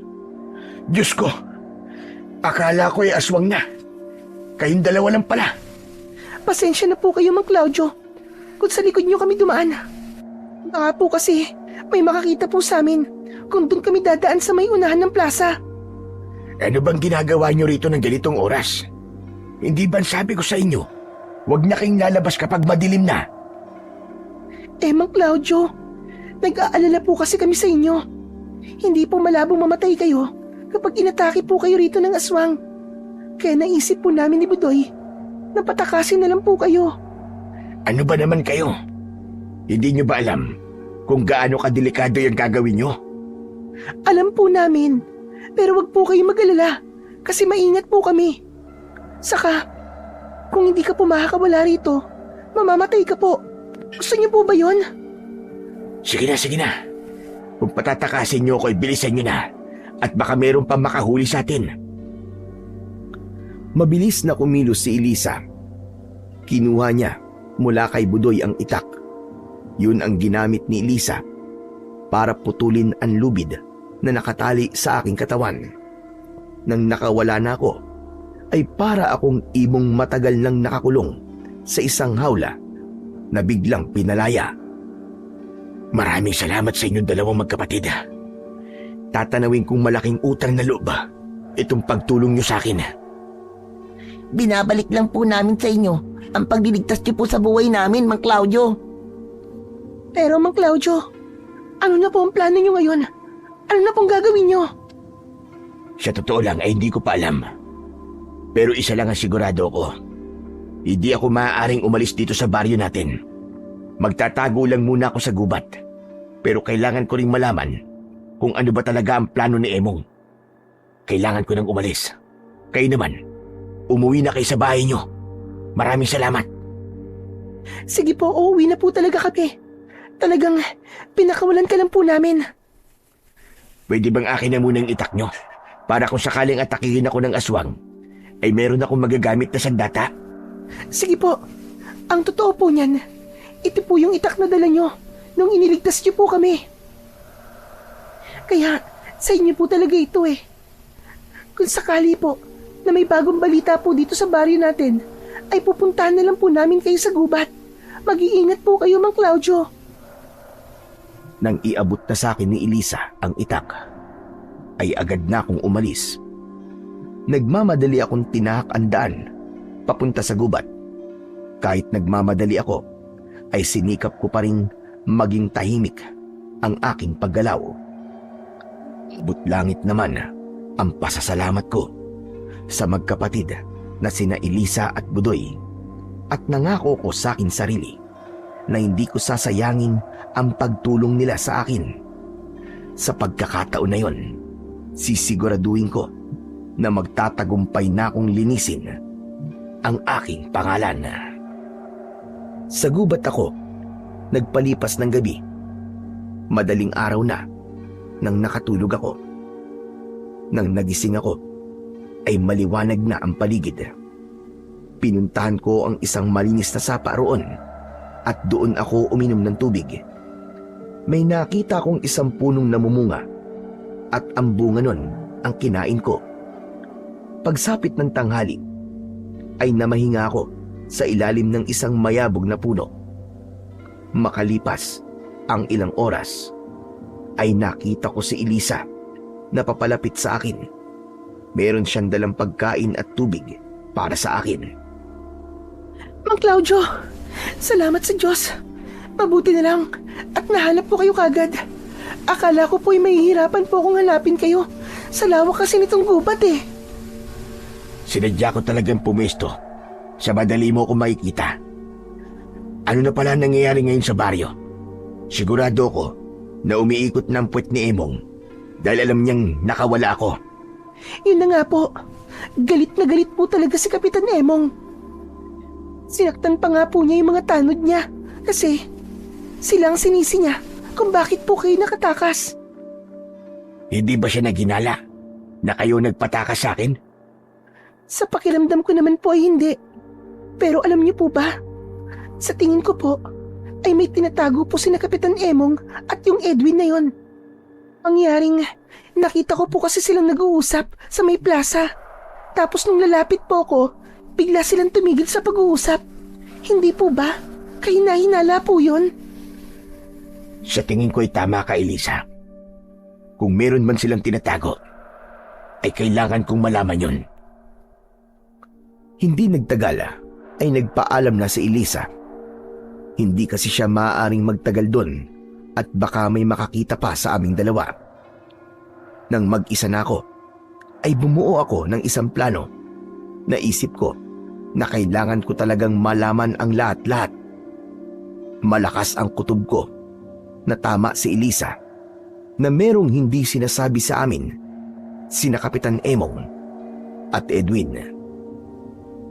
Kinagabihan ay lumabas ako ng gubat dahil alam ng mga tao na nakawala ako at iniisip nila na ako ang aswang ay wala ng mga tao na nasa labas. Pumunta ako sa bahay ni Kapitan Emong. Naisipan kong halugugin ang bahay niya dahil baka may makita ko rong kasagutan sa tanong na tumatakbo sa aking utak. Inakala ko kasi na wala roon si Kapitan at nagruronda siya kasama ang mga tanod at si Edwin. Pero nang malapit na ako sa bahay ni Kapitan Emong, ay napansin kong nakabukas ang ilaw sa loob ng bahay niya. Ganun pa man, tahimik pa rin akong lumapit doon. Pumwesto ko sa tabi ng bahay niya at mula sa nakabukas na bintana ay nakita ko sina Kapitan Emong at Edwin na nagbibilang ng pera. Ano na palang gagawin natin ngayong nakatakas si Claudio? Balik tayo sa dati. Magkukunwari kang tinutugis yung aswang kahit ang totoo. Ikaw naman ang totoong aswang. Sa bagay, pabor sa atin na nakatakas si Claudio. Ibig sabihin ay may dahilan pa tayo para maningil ng pera sa mga tao, o di ba? Tama. Alam mo Edwin, hindi ako nagsisisi na ikaw ang kinuha ko para sa trabaho ito. Sa lahat kasi ng aswang, ikaw lang yata mukhang pera. Walang kaalam-alam ang mga tao na gawain mo talaga ang umatake sa iba't ibang lugar. Tapos, magpapanggap ka na isang manunugis para mahututan sila ng pera. Ang galing din ng diskarte mo, ano? Kahit isa akong aswang, ay kailangan ko pa rin ng pera. Kaya ako to ginagawa. Teka. Bago magkalimutan, akin na pala ang parte ko. Labis akong nagimbal sa mga narinig ko. Doon ko na natuklasan na magkasabwat pala sina Kapitan Emong at Edwin para gatasan ng pera ang mga tao sa baryo namin. Inabot ni Kapitan Emong ang isang bungkus ng pera kay Edwin. Binilang yun ni Edwin. Sandali lang. Bakit kulang yata to? Hindi yan kulang. Sadyang mas malaki lang talaga ang parteng kinuha ko. Aba, ako ang humaharap sa mga tao, kaya dapat lang na mas malaki yan sa akin. Teka. Hindi ako pumapayag. Dapat na mas malaki ang parte ko dahil mas mahirap ang ginagawa ko. Nagpapanggap na nga ako manunugis, tapos ako pa ang aswang na umaatake rito. Ipapaalala ko lang sa iyo, Edwin. Kung hindi dahil sa akin, ay hindi ka pagkakatiwalaan ng mga tao rito. Kaya makontento ka na lang sa binibigay ko sa iyo. Kung alam ko lang, naghahamang ka sa pera, hindi na sana ako pumayag sa gusto mong gawin ko. Hindi mo naman kailangan na maraming pera eh. Aswang ka lang. Isang aswang na bayaran. Anong sinabi mo? Bakit? Nasasaktan ka ba sa sinabi ko? Totoo naman yun, di ba? Isa kang bayarang aswang. Nahindik ako. Nang isang kisap mata ay nag-anyong aswang si Edwin. Naging mabalasik ang kanyang muka. Nanlilisik ang mga mata niyang pulang-pula. Humaba at tumulis ang mga kuko niya. Mabilis niyang sinunggaban si Kapitan Emong. Hinawakan ng aswang ang kanang braso ni Kapitan Emong at buong puwersa yung kinagat ng aswang. Malakas na napasigaw si Kapitan Emong at humingi siya ng saklolo. Sa kabila ng kasamaan ni Kapitan Emong, ay naisipan ko pa rin siyang tulungan. Pumasok ako sa bahay niya mula sa bintana. Nang nakita ko ni Kapitan Emong ay nagulat siya. Claudio! Claudio, tulungan mo ako, parang awa mo na! Tulungan mo ako, aray ko! Tama na! Tama na! Alam mo, gusto sana talaga kitang tulungan eh. Pero naalala ko lahat ng narinig ko kanina. Napakawalang ya mo pala talaga. Mas ginusto mong may mga mamatay para lang sa pera. At talagang nakipagsabuatan ka pa sa aswang na yan. Huwag ka na muna magsalita dyan. Tulungan mo na muna ako. Aray! Ang braso ko baka maputol! Sa sobrang diin ng pagkakakagat ng aswang sa braso ni Kapitan Emong, ay halos maputol na yon. Doon na ako nagdesisyon na labanan ang aswang. Malalaki ang mga akbang na lumapit ako sa aswang. Akmang tatagain ko na sana siya, pero bigla siyang lumingon sa akin at hinawakan niya ang braso kong may hawak na matalas na itak. Naramdaman ko ang lakas ng aswang.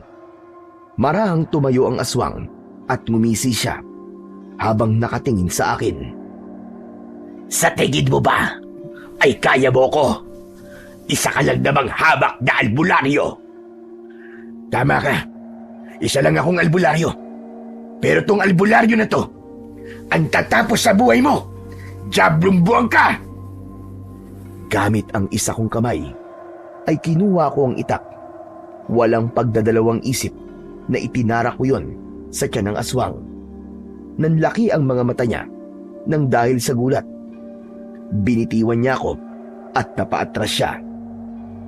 Hindi ko na binigyan pa ng pagkakataon ang pesteng aswang na yon para mabawian ako. Paulit-ulit ko siyang pinagsasaksak sa tiyan hanggang sa ang huling saksak na ginawa ko ay sa tapat na ng kanyang puso.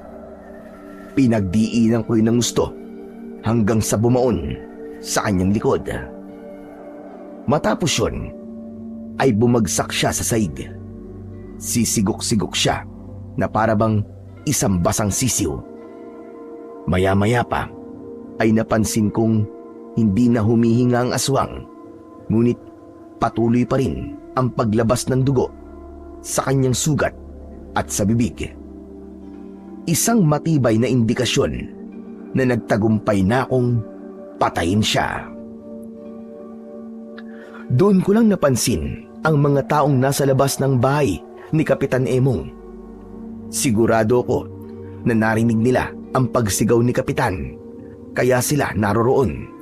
At sigurado rin ako na nakita nila ang lahat ng nangyari. Humarap ako sa mga tao at isa-isa ko silang tinignan. Siguro naman mga kasama, ay malinaw na sa inyong lahat. Hindi ako ang aswang, kundi ang nagpapanggap na manunugis na si Edwin. Inutusan ng magaling yung kapitan na si Emong na umatake rito si Edwin habang nagkukunwari siyang manunugis. At para hindi kayo maginala kay Edwin, gumawa sila ng paraan para isipin nyo na ako ang aswang at pahirapan. Mamaya ka na maglitan niya dyan. Dalhin niyo muna ako sa ospital. Maawa na kayo. Ayoko pa mamatay, tulungan niyo ako. Nang tignan ko si Kapitan Emong, ay hindi ko na iwasang maawa sa kanya. Kahit ganun ang ginawa niya sa akin. Halos maputol na kasi ang braso niya at naliligo na siya sa sarili niyang dugo. Nagtulong-tulong kaming dalhin si Kapitan Emong sa ospital. Pagdating namin sa ospital sa bayan, ay agad naman siyang inasikaso ng mga doktor doon. Makalipas ang ilang araw, ay dinalaw ko si Kapitan Emong sa ospital. Nalungkot ako dahil hindi na nagawang isalba ng mga doktor ang kanang braso niya at tuluyan na yung pinutol. Nandito ka ba? Para sumbatan ako, Claudio. Hindi, Emong. Nandito ako para sa isang bagay. Gusto kong humingi ka ng tawad sa lahat ng maling ginawa mo sa akin. Kahit hindi mo yan sabihin ay gagawin ko talaga yan. Alam kong mahirap para sa'yo. Napatawarin ako. Pero hihingi pa rin ako ng tawad. Patawarin mo ko, Claudio. Nagsisisi na ako sa lahat ng nagawa kong masama, lalong-lalo na sa'yo. Tama ka nga. Totoo nga ang karma. At itong pagkaputol ng isa kong braso, malinaw na ito ang aking karma. Pinarusahan ako ng Panginoon Diyos. Hindi ka lang sa akin may kasalanan, Emong. Dahil mas malaki ang pagkakasala mo sa mga tao sa baryo natin. Dahil umasa sila na ikaw ang magpoprotekta sa kanila. Pero hindi ganun ang ginawa mo. Huwag ka mag-alala, Claudio. Kapag nakalabas na ako dito sa ospital, ay hihingi ako ng tawad sa mga tao sa baryo natin. Aaminin ko ang lahat sa kanila para malinis na ang pangalan mo. Susuko rin ako sa mga pulis para pagbayaran ko sa kulungan ng lahat ng mga kasalanan ko. Mas mabuti pa na nasa kulungan ako dahil hindi ko na kayang manirahan pa sa baryo natin matapos ng lahat ng ginawa ko. Wala na akong mukhang ihaharap sa kanila. Matapos yung sabihin ni Kapitan Emong, ay napahagulgul na siya ng iyak. Damang-dama ko ang labis niyang pagsisisi.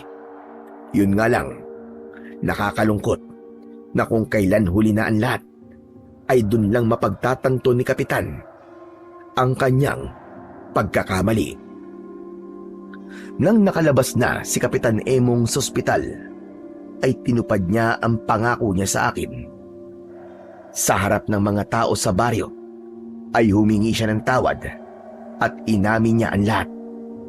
Sinabi niyang sinadya niya akong siraan noon dahil sa plano kong tumakbo bilang kapitan.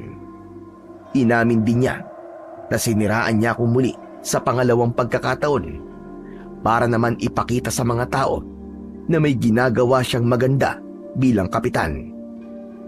Pagkatapos ng lahat ng yun, kusa siyang sumuko sa mga pulis. Unti-unting nawala ang takot ng mga tao sa akin. Marami na ulit ang nagpapagamot sa akin na isang senyales na nagtitiwala na ulit sila sa akin.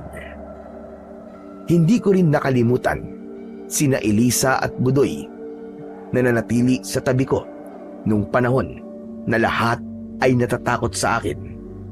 Tinulungan ko sila sa abot ng aking makakaya, lalo na pagdating sa pinansyal bilang pasasalamat sa kabutihan nila. At doon ko napatunayan na walang magandang maidudulot ang masamang hangarin dahil darating at darating ang panahon na pagbabayaran mo ang ginawa mo at sisingilin ka ng nasa itaas sa paraang hindi mo inaasahan. Hanggang dito na lamang po ang kwento. Sana po ay nagustuhan nyo at sana ay may natutunan po kayo na aral. Ipinapakita ng kwentong ito na sa huli, ang panghuhusga at maling pagbibintang ay naging sandatang sumisira hindi lamang sa dangal ng isang taong tapat na naglilingkod at tumutulong sa kapwa, kundi pati sa kaluluwa ng mismong nanguhusga, sapagkat kadalasan ang nagbabatong puri ay siya palang may itinatagong dilim sa puso. Pinapatakbo ng pagkagahaman, ambisyon at pagnanais na magtagumpay sa maling paraan. Kahit pa ang kapalit ay ang pakikipagsabwatan sa kasamaan. Ang taong namumuhay sa kabutihan ay maaaring saktan ng paninirang puri, ngunit ang katotohanan ay hindi kailanman tuluyang natatakpan.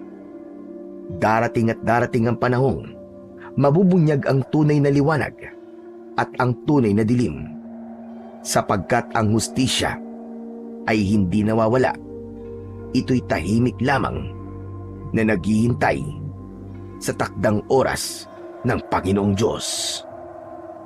Sabi nga sa Mateo Kabanata 7, talata 1 hanggang 2, huwag kayong manghusga upang kayo'y huwag ding husgahan, sapagkat sa hatol na inyong ihahatol ay kayo rin ang hahatulan, at sa panukat na inyong ginamit ay siya rin gagamitin sa inyo. Sabi rin sa Roma, Kabanata 14, talata 12, kaya't ang bawat isa sa atin ay magbibigay sulit sa Diyos tungkol sa kanyang sarili. Ang mga talatang ito ay nagpapaalala na ang panghusga ay hindi gawain ng tao kundi ng Diyos at ang pagkagahaman ay ugat ng maraming kasamaan. Sa huli, ang tunay na paghahatol ay hindi nagmumula sa bibig ng tao kundi sa kamay ng may lalang na nakakakita ng lahat, lihim man o lantad. Maraming salamat po sa inyong pakikinig at walang sawang pagsuporta sa aking mga YouTube channel na The Voice Addict at Apong Isak. Hanggang sa muli at pagpalain nawa po tayong lahat ng Diyos na may kapal.